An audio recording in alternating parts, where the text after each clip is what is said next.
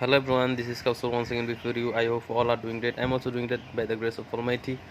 Well, my today's video topic is I partition my hard disks, and this is the local hard disk, and this is actually SSD, and I partition my HDD. So now you can see here we cannot see any folder, but I partition this. So now I will show you how to you show this folder here. So first I go to my this PC and right click, then go to manage. After that I go to the disk management.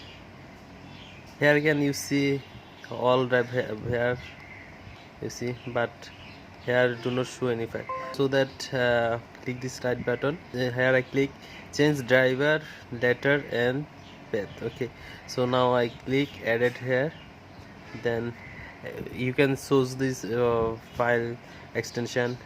So I select this D. Okay, then I click OK. Now you can see this file is show here. So like that you can show all folder here.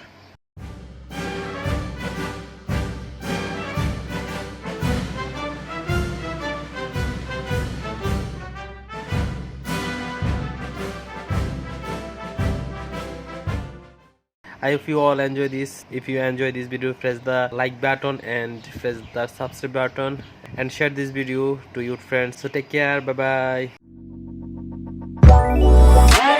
bye.